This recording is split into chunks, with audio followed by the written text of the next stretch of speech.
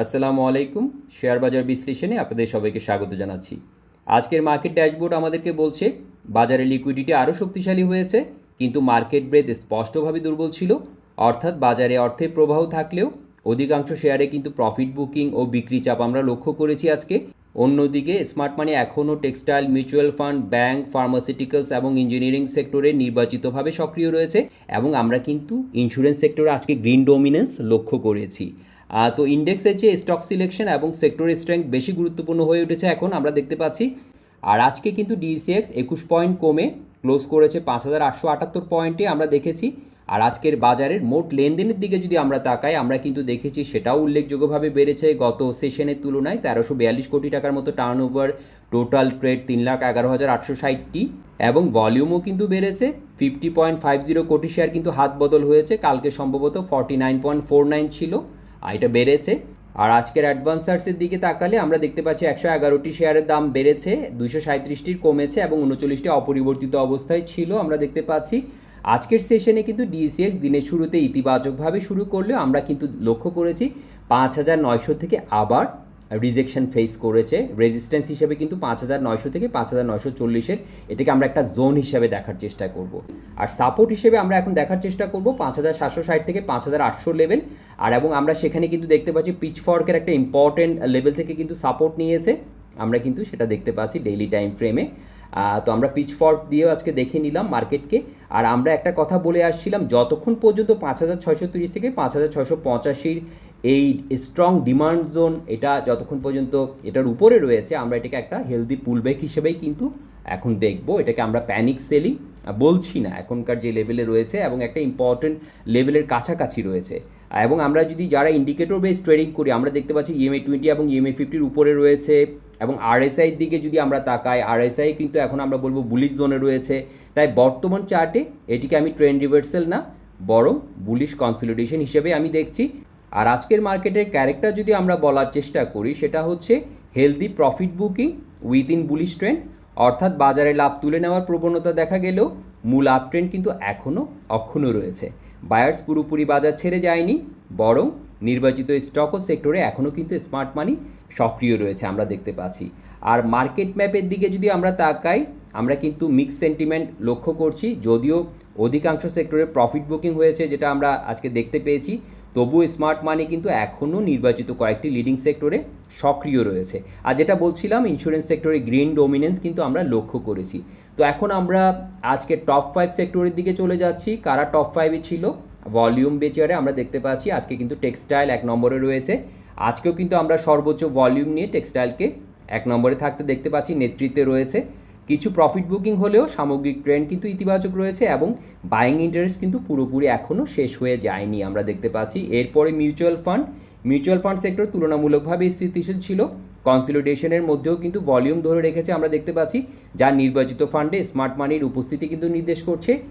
আর এরপরে হচ্ছে ব্যাংকিং সেক্টরে আজকে কিন্তু কিছু প্রফিট বুকিং দেখা গেলেও বড় ব্যাংকগুলোতে দীর্ঘমেয়াদী স্ট্রাকচার কিন্তু এখনও ইতিবাচক আমরা দেখতে পাচ্ছি। এরপরে রয়েছে ফার্মাসিউটিক্যালস এবং কেমিক্যালস, এই সেক্টরে আমরা দেখতে পাচ্ছি বিক্রির চাপ থাকলেও এটা এখনও কিন্তু বাজারের অন্যতম সক্রিয় সেক্টর।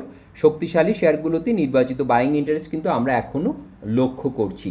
আর 5 নম্বরে আজকে যে সেক্টরটা আমরা দেখতে পাচ্ছি ইঞ্জিনিয়ারিং সেক্টরে কিন্তু আজও আমরা দেখেছি প্রফিট বুকিং আমরা লক্ষ্য করেছি। দেখেন আজকের ক্যান্ডেলটা যদি খেয়াল করি, একটা ইম্পর্টেন্ট লেভেলের উপরে যদিও এখনও রয়েছে, এটা কিন্তু একটা সাপোর্ট 111-র কাছাকাছি আমরা দেখতে পাচ্ছি। আর সবচেয়ে ইম্পর্টেন্ট হচ্ছে মুভিং অ্যাভারেজের উপরে কিন্তু এখনও অবস্থান করছে। তাই এটিকে আমি ট্রেন্ড রিভার্সাল না, বরং স্বাভাবিক পুলব্যাক হিসেবে এখনও দেখছি। তো সব মিলিয়ে সেক্টর রোটেশন আমাদেরকে বলছে বাজারে এখনও ব্রড বেসড র্যালি না, বরং নির্বাচিত সেক্টর রোটেশন চলছে। তাই নতুন পজিশন নেওয়ার আগে সেক্টরের স্ট্রেংথ, প্রাইস অ্যাকশন এবং ভলিউম কনফার্মেশন, এই 3টি বিষয়ে নিশ্চিত করেই আমাদেরকে এন্ট্রি নেওয়া আমাদের উচিত হবে। সো এই বিষয়টি আমরা দেখার চেষ্টা করব।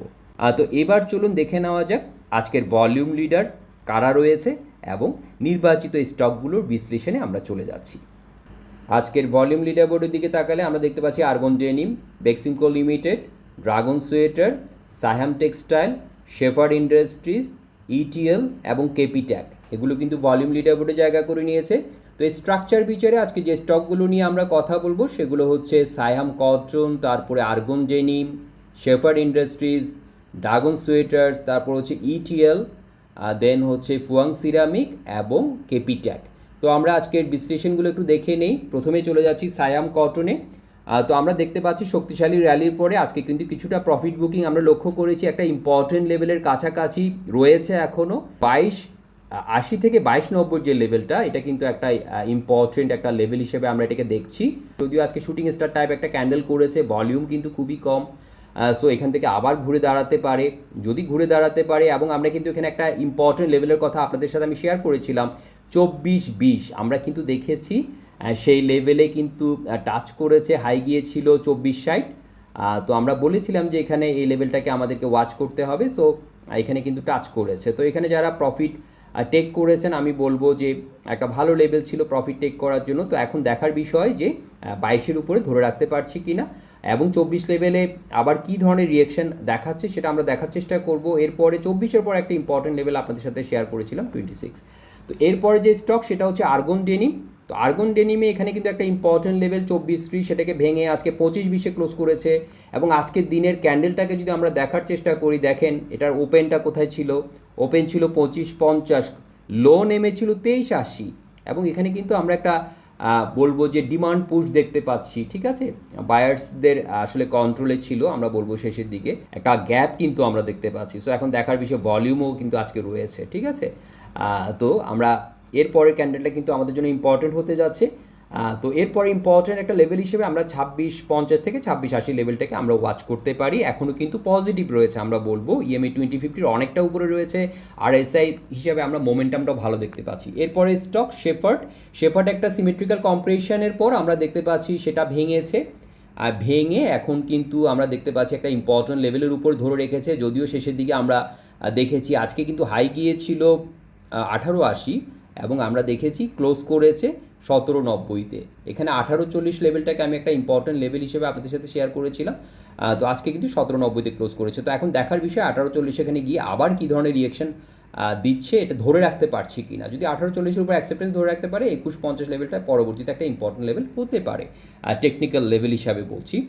তো একটা সিমেট্রিক্যাল কম্প্রেশন, ব্রেকআউট এবং ক্যান্ডেলে গ্যাপ আছে আমরা দেখতে পাচ্ছি, ভলিউম সাপোর্ট রয়েছে। আর আমরা যদি ইন্ডিকেটর ধরে বলার চেষ্টা করি, আরএসআই আমরা মোমেন্টাম ভালো দেখতে পাচ্ছি।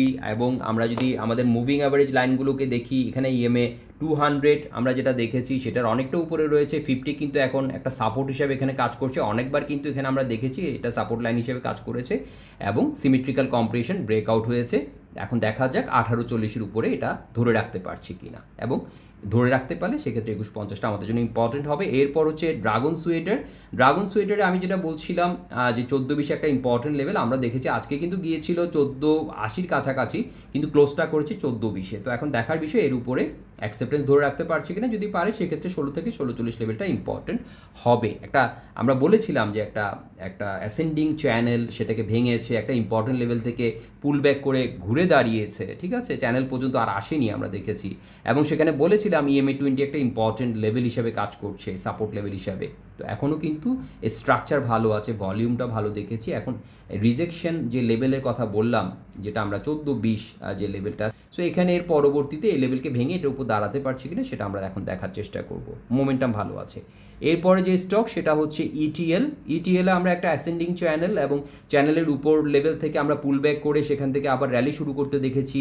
Higher high higher low structure ভালো রয়েছে, এবং আমরা একটা ইম্পর্টেন্ট লেভেল এখানে শেয়ার করেছিলাম 1470-এ আজকে ক্লোজ করেছে, গিয়েছিল কিন্তু আজকে আমরা দেখেছি হাই যদি বলি 1530, ক্লোজটা করেছে 1470। তো আমরা যেটা বলছিলাম যে আজকে সেক্টর রোটেশনে আমরা যেটা দেখেছি, প্রথম দিকে কিন্তু অনেকগুলো সেক্টর খুবই গ্রিন ছিল, পরবর্তীতে আমরা প্রফিট টেকিং লক্ষ্য করেছি, যেটা স্বাভাবিকভাবে আমি দেখছি, স্বাভাবিক প্রফিট টেকিং হিসাবে আমি দেখছি।